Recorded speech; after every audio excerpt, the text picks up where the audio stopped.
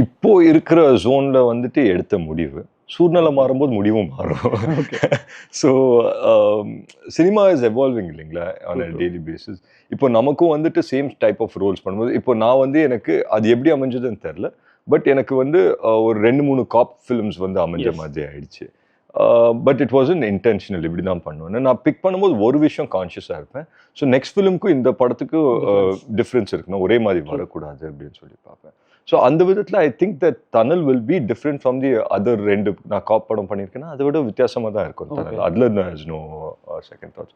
But I think every film has to be different from the next one to be exciting. And cinema எப்படி progress ஆகுதோ to stay relatable you will also have to pick ஸ்கிரிப்ட்ஸில் that இல்லைங்களா? So that's my zone as இப்போ ஸ்பெசிஃபிக்காக tunnel என்ன reason sir? 15th year வந்து படம் release ஆகுது. அதே சமயத்தில் again it's a cop story, but a different cop story. Thanal choose பண்ணதுக்கான ரீசன்? ஸோ நானும் ரவி வந்து ஃபஸ்ட்டு பேசணும் படம் பண்ணோம் அப்படின்னு சொல்லி. எனக்கு ரவி எப்படி தெரியும்னா ஒரு காமன் ஃப்ரெண்டு த்ரூவாக வந்து மீட் பண்ணேன். ஸோ அப்போயே வந்து ஃபர்ஸ்ட் மீட்டிங்லேயே எனக்கு ரவி ஆஸ் அ பர்சன் ரொம்ப பிடிச்சிருந்தது. Is very confident as a person and he knows அவரோட வேலை அவருக்கு கரெக்டாக தெரியும் and is a great writer. So first ஒரு ஹாஃப் அன் ஹவர் நரேஷன் கேட்கும் போது it sounded like a very exciting action packed film. அதுக்கப்புறம் ஃபுல் நரேஷன் கேட்டேன், எனக்கு ரொம்ப பிடிச்சிருந்தது. ஸோ பண்ணா ரவி அப்படின்னு சொல்லி திங்ஸ் வர் ஹேப்பனிங். ஆல்மோஸ்ட் நாங்கள் ஃப்ளோஸ் போயிட்டோம் டேக் ஆஃப் பண்ணுற டைமில். Things fizzled out. அந்த டைமில் வந்து நாங்கள் எதிர்பார்த்த மாதிரி திங்ஸ் செட் ஆகல.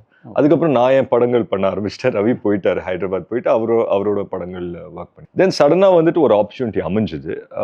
அமையும்போது நான் திருப்பி ரவி கூப்பிட்டு இந்த மாதிரி அந்த ஸ்கிரிப்ட் இருக்கா பண்ணலாமா அப்படின்னு இருக்கு பண்ணலாம் அப்படின்னு சொன்னேன். ஸோ இம்மீடியட்டாக டேக் ஆஃப் ஆனது தான். So I think will be a very good film தான். நாங்கள் பண்ணும்போது ஐ ஆல்வேஸ் ரைட் அப்பான் நாங்கள் பண்ணும்போது ஒரு இமோஷன் இருக்கும்ல.